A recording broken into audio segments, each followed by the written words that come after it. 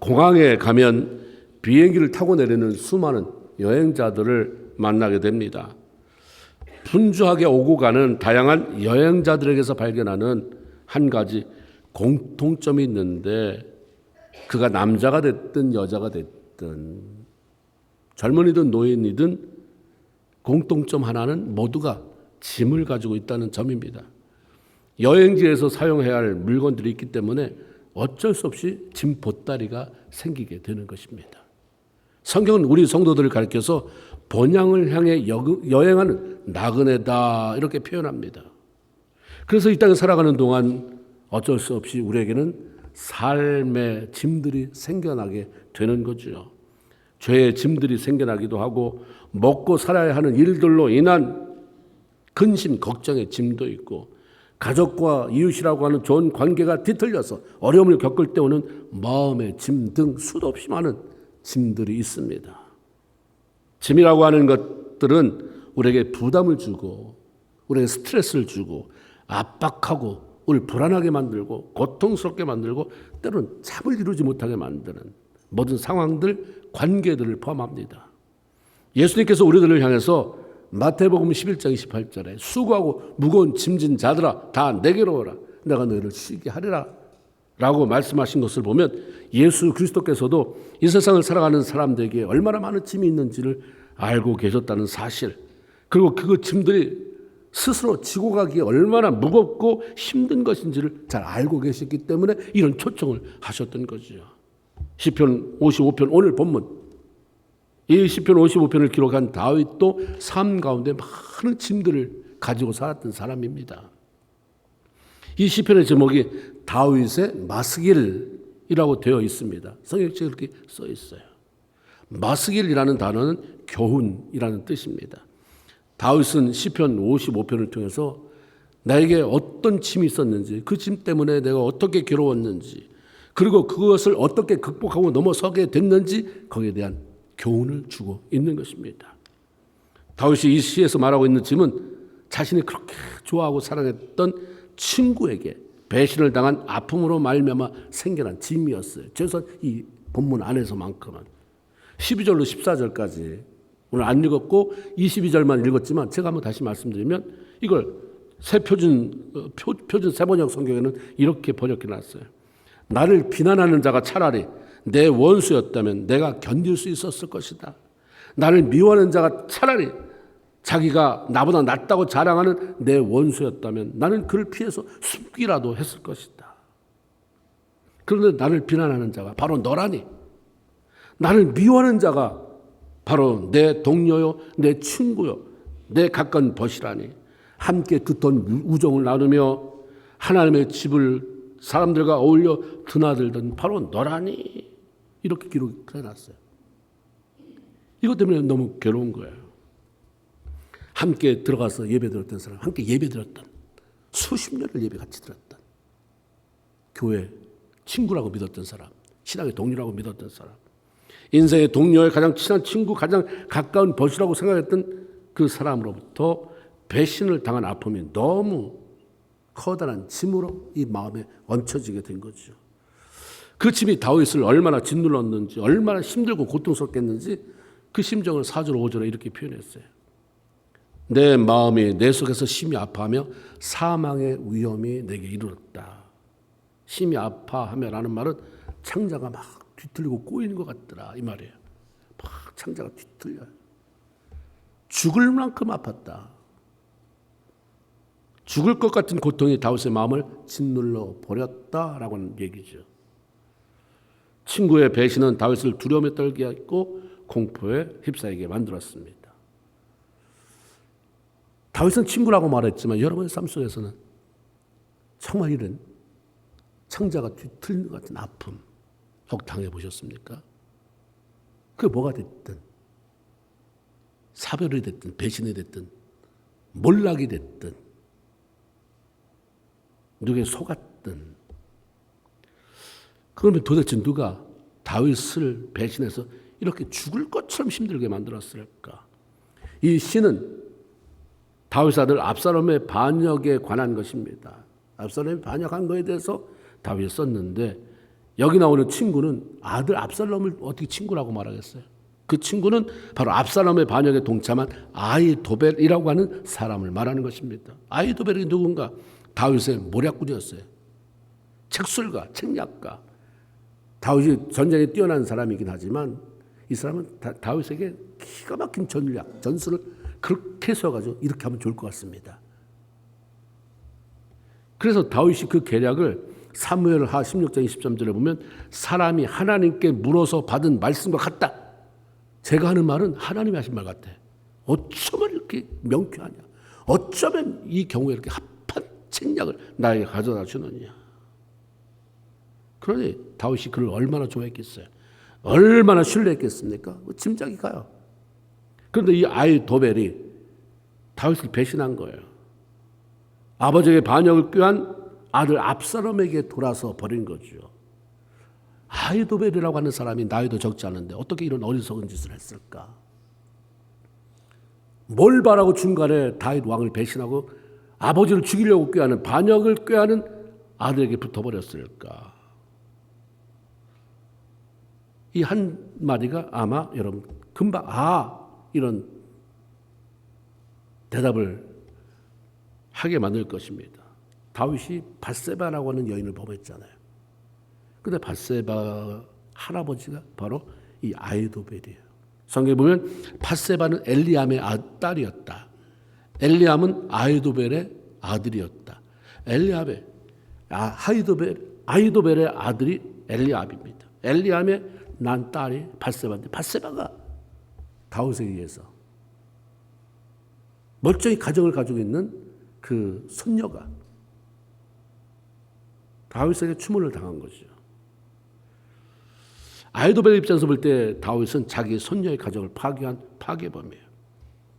다윗은 자신의 간음 사건을 숨기기 위해서 손녀 사위인 우리아를 죽였어요.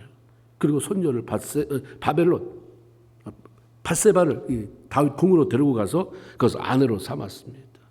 왕비로 삼았어요. 이 일에 대해서 이 아히도벨은 다윗을 원수처럼 생각하죠.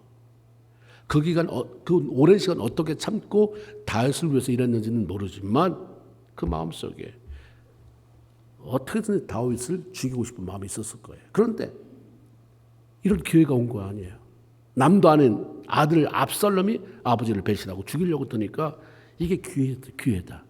이번 기회를 통해서 나도 다윗을 죽이자, 제거하자. 그래서 돌아서서 압살롬 편에 서겠는 것입니다. 이런 사정을 지금 다윗이 알게 된 거예요. 압살롬의 그 배신, 반역, 여러 가지로 생각해 볼 수 있었겠죠. 그것만 의심는데 거기에 자기가 믿었던 책사, 모략가인 아히도벨이 붙어버리니까 말할 수 없는 고통이에요. 창자가 꼬이는 것 같은 아픔이 있었습니다. 엄청난 짐에 눌려 죽을 것 같은 고통의 위기 속에서 다윗은 그 짐을 처리하는 방법을 찾아냈습니다. 그것은 자신의 모든 짐을 가지고 하나님 앞에 나아가 간절한 마음으로 기도를 드린 것이죠. 그 16절에 보면 나는 하나님께 부르짖으오니 여호와께서 나를 구원하실 것을 나는 믿습니다. 17절에 저녁과 아침과 정오에 내가 근심하며 탄식하리니 기도하리니 하나님께서 내 기도를 들으실 줄로 난 믿습니다.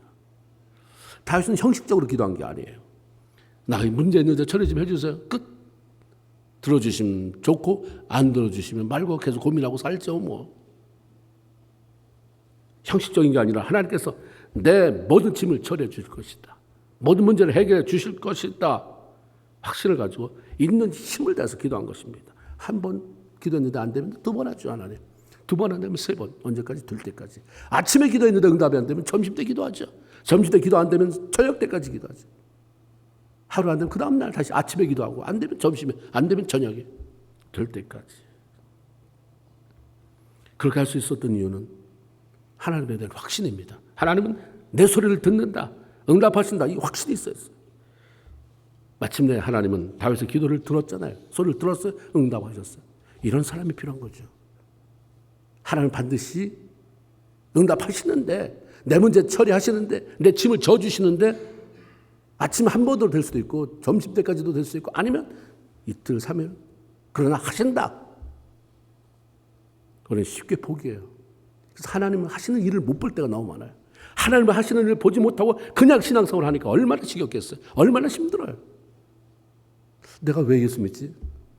그렇다고 딱히 안 가자니, 안 믿자니 그렇고, 믿자니 뭐가 이거 아무것도 아니고, 이렇게 어정뛰게 1년 보내요. 2년 보내요. 3년 보내요. 신앙은 하나도 잘하지 않아요. 하나님 말씀에 응답하신 것을 또 거기서 써놨어요. 18절에 보면. 나를 대적하는 자 많더니 나를 치는 전쟁에서 하나님이 내 생명을 구원하사 평안하게 하셨다. 고통스러운 배신 속에서 다윗이 뭐라고 기도했을까? 문제 해결해 달라고 기도했겠죠. 근데 9절에 보면 약간 당혹스러운 기도가 나와요. 내가 성내에서 강포와 분쟁을 보았사오니 주여 그들을 멸하소서 그들의 혀를 잘라버리소서. 이게 개역 성경에는 저의 혀를 나누소서 이렇게 되어 있습니다. 이것은 우리가 생각하는 것처럼 그렇게 잔인한 기도가 아니라 혀를 베버려라 이 말이 아니라 압살롬과 작당하는 나에게서 돌아서서 이 압살롬의 모략가가 된 아히도벨과 두 사이에 문제가 생기게 하세요. 말이 엉겨붙게 하세요. 분쟁이 생기게 하세요. 그래서 서로 나눠지고 싸우다가 그러다가 자멸하게 하소서. 말이 혼자 펴지게 해달라는 거죠. 혀가 잘라지라는 얘기가 아니라 말이 서로 안 맞게 해달라고. 지금 말이 너무 잘 맞으니까. 악한 일에 말이 잘 맞는 건 거기 가서 얘기해봐야 소용이 없어요. 하나님 좀 말이 갈라지게 해주세요. 둘이 서로 악한 일을 남 욕하고 나 안 되게 하는데 그거 나쁜 일입니다. 그럼 뭐라고 그러겠어요? 너나 잘해줘. 기도하잖아요. 기도 하나. 저 갈라지게 하세요. 혀가 갈라지게 하세요. 말이 안 통하게 하세요. 그렇게 했어요. 그래서 정말 하나님이 응답하셨습니다. 아히도벨이 압살롬에게 다윗을 죽일 수 있는 방책을 내놔요. 나한테 군사 12,000명만 내주시오. 당신은 움직이지 말고 나 12,000명 주면 지금 이 밤에 바로 떠나겠습니다. 지금 다윗이 굉장히 피곤하고 힘이 빠졌을 텐데 이때 가서 죽이면 영락없이 그는 파멸입니다. 요청했는데 처음에 좋다고 그러다가 다른 사람 네 의견만 들어볼 게 아니라 다른 사람 의견도 좀 들어보자 하고 후사라는 사람의 얘기를 들었는데 하나님이 이미 그걸 갈라놓으려고 작정하신 거죠. 의견이 정반대의 의견이 그 사람에게서 나오는 거예요. 나는 그렇게 생각하지 않습니다. 왕은 거기 왕이 될 압살롬은 가만히 있고 그리고 장수를 보낸다는 건 그 군사들의 사기에도 문제가 있습니다. 당신 직접 나서세요. 군사들 데리고 가면 군사들도 야 압살롬이 앞장섰다 얼마나 사기가 충전하겠습니까? 그러고 와서 이겨 다윗을 쳐 죽이시고 이기면 백성들의 마음이 온전히 당신에게 돌아올 것입니다. 이 말을 들어보니까 아히도벨아 네 책략보다는 후세 책략이 더 옳은 것 같다. 이번엔 내가 이거 택하겠다. 그 군사를 데리고 나갔잖아요. 죽었어요. 전쟁터에서. 이걸 보고 우리 아히도벨이 내가 끝까지 이걸 관철시켰어야 되는데 못했으니까 이 사람이 자기 고향으로 내려가서 자살로 삶을 마쳤습니다. 이렇게 되니까 뭐 다 압살롬을 따르는 군사들은 다 오합지졸이 돼버리고 자연스럽게 다윗이 이길 수밖에 없고 궁궐로 복귀할 수밖에 없었던 거죠. 이런 어려운 과정들을 직접 겪고 살아나게 된 다윗이 삶의 무거운 짐을 진 사람들을 그런 문제들을 가지고 살아가는 사람들을 향해서 선포한 교훈이 바로 22절의 말씀이에요. 내 짐을 여호와께 맡겨라. 그가 너를 붙드시고 의인의 요동함을 영영히 허락지 않는다. 내 짐을 맡겨라. 그 문제의 짐을 가지고 기도하라 이 말씀이에요. 맡겨라 말한 다윗이 뭘 했어요? 아무것도 안 했어요. 기도했을 뿐이에요. 그래서 맡겼잖아요. 맡기느라고 뭐 했는데 기도했잖아요. 기도하는 게 맡기는 거다. 다윗은 자신의 경험을 통해서 기도가 답이다. 이걸 딱 명제해. 끝. 기도가 답이다. 없다 다른 거. 문제 해결 안 된다고 기도 왜 안 해? 아침에 기도했어? 점심 때 해야지. 점심 때 됐다고? 그럼 저녁 때도 해야지. 저녁 때 됐다고? 며칠 기도했는데 하루? 그럼 이틀 해야지. 아직 해결 안 됐어? 그럼 3일 해. 언제까지 해결받고 싶으면 하는 거죠. 싫으면 간두는 거고. 기도가 답이다. 따라합시다. 기도가 답이다. 기도는 인생의 답이에요. 인생의 답. 인생의 답이잖아요. 다윗은 무슨 일이 있을 때마다 기도했어요. 안심 들다는 게 아니에요. 기도 때문에 막 씨름하듯, 기도를 씨름하듯 고통스러워하고. 그래서 시편 109편 4절을 보면 결론이에요. 나는 기도할 뿐이다. 수도 없이 사람들이 비난하고 그래도 난 기도할 뿐이다. 바빴을 때 나 언제 내가 그랬다고, 너 왜 날 비난하고 날 모욕하고 날 왜 중상모략하는 거야, 이러지 않아요. 그냥 난 기도할 뿐이다. 내가 사랑하고 애를 썼는데도 돌아오는 것은 뒤에서 이상한 소리.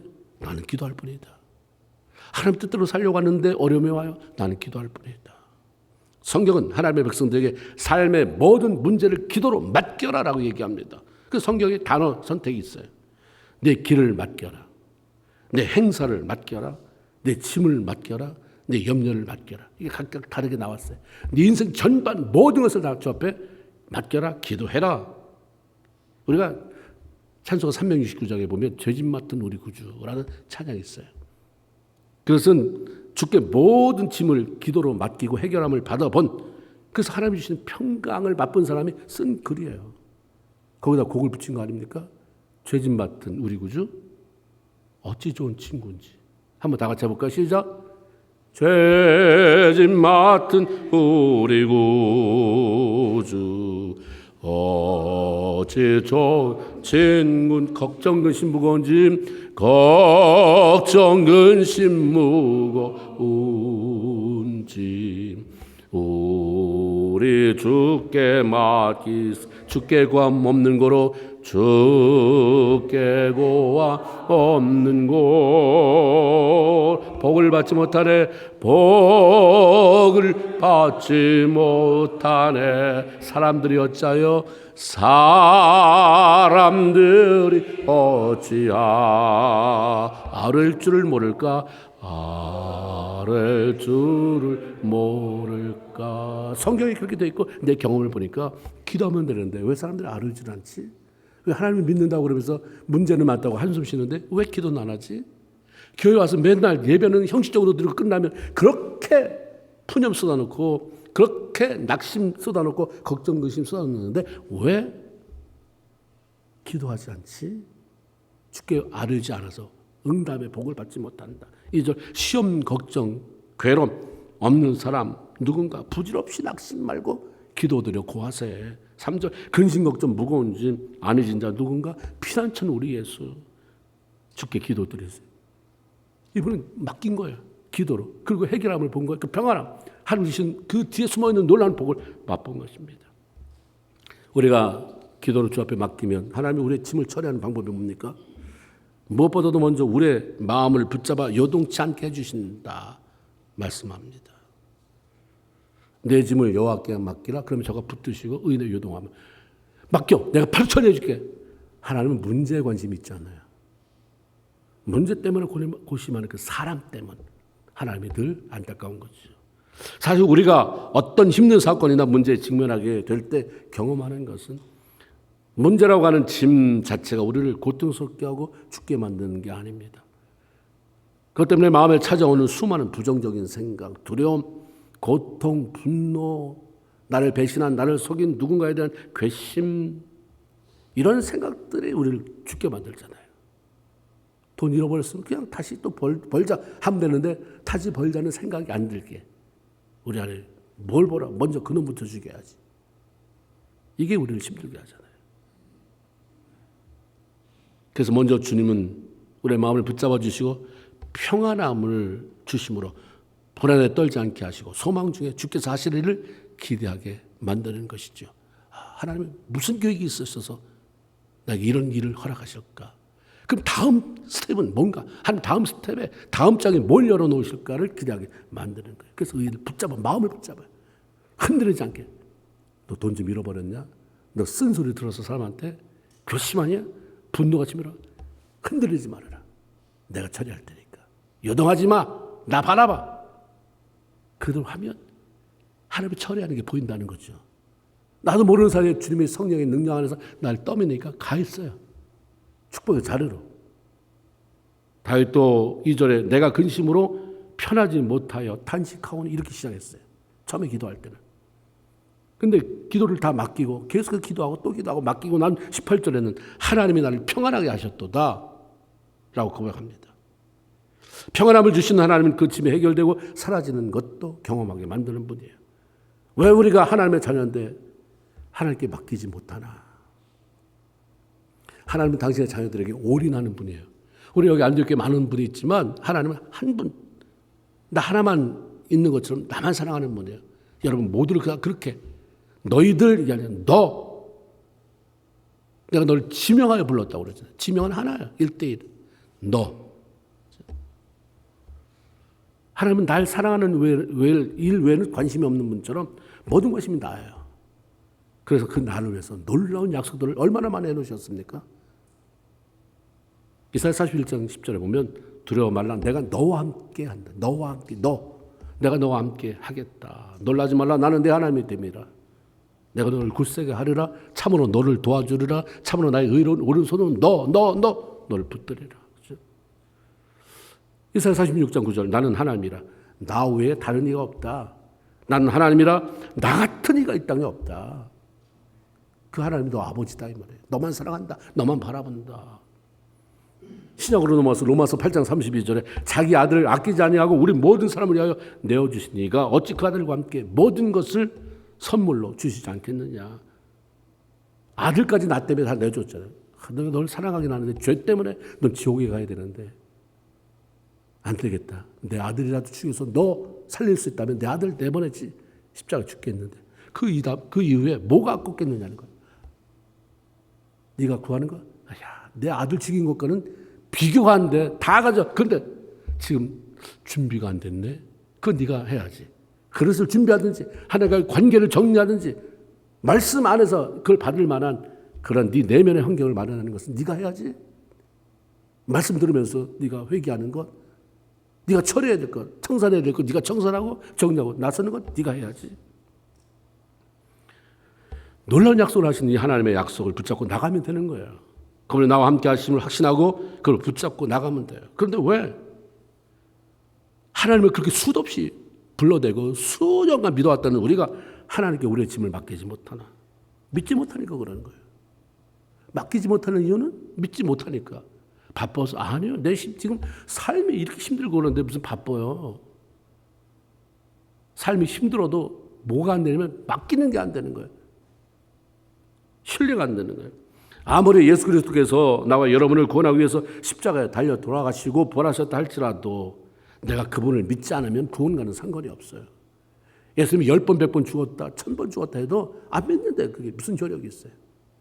믿어야 되는 거죠. 비록 당한 어려움이 내가 되돌릴 수 없어요. 그 어려움 때문에 관계가 깨지고 뭘 좋은 걸 잃어버리고 다시 되돌릴 수는 없지만 하나님을 신뢰함으로 그분께 붙들려서 흔들리지 않을 수 있다면 어려움을 통과하게 되고 내 인생의 다음 챕터를 열어갈 수가 있는 거죠. 하나님을 신뢰하면 해결할 능력과 방법을 가지고 계신 하나님, 크고 놀라운 일을 행하시는 그 하나님을 우리가 기대할 수 있지만 하나님을 믿지 않으면 아무것도 기대가 안 생겨요. 믿는데 기대가 안 생긴다? 그건 믿는 게 아니에요. 그냥 다니는 거예요. 교회를 다니는 거지 하나님을 믿는 거 아니에요. 여러분 그걸 착각하면 안 돼요. 나는 교회를 잘 다닌다. 그게 믿는 겁니까? 하나님의 신뢰가 안 돼도 얼마든지 교회는 왔다 갔다 할 수 있어요. 하나님에 대한 신뢰. 내 인생을 책임진다라고 하는 신뢰. 우리 주님은 우리의 삶의 모든 짐들을 맡아주시겠다고 말씀합니다. 보관이 아니에요. 잠깐 맡아줄게. 네 삶이 편해지면 네 짐이니까 들어 가져가. 야, 이 땅에 얼마나 많은 인구가 있냐? 얼마나 많은 예수 믿는 자가 있냐? 다 불러대면서 짐 맡겼는데 야, 쌓였어. 빨리 찾아가라. 이런 분이 아니라 완전 소각이에요. 완전 철이에요. 왜 이런 하나님을 믿으면서 성도라고 불림을 받는 사람들이 어려움이 오면 여전히 죽상하고 소망 없이 살아가나? 하나님 자기 백성들에게 열정을 갖지 말씀하세요. 성경에 보면 그 말씀 생각나죠. 하나님의 열심이, 하나님의 열정 있는 분이에요.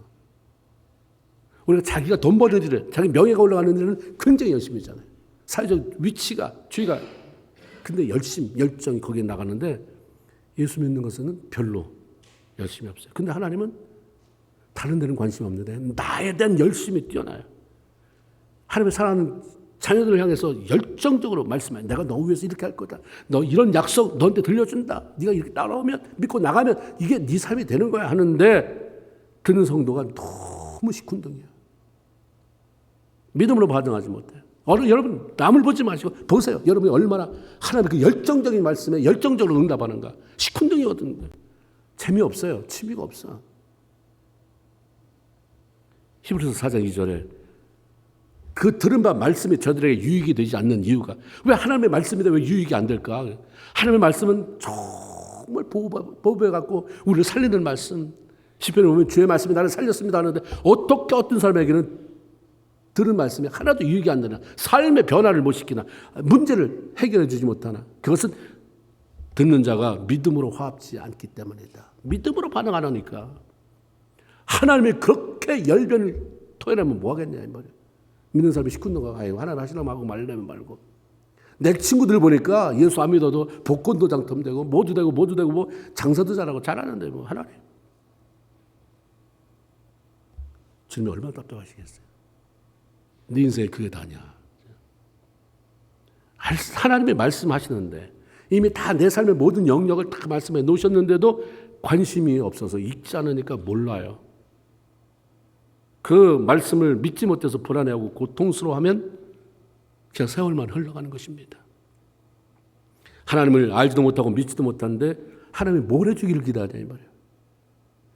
그래서 우리가 알고 하나님 어려울 때 나와 함께 한다고 하신 하나님 오라 우리가 변론하자라고 말하잖아요. 얘기 정하자. 그 얘기하면 되잖아요.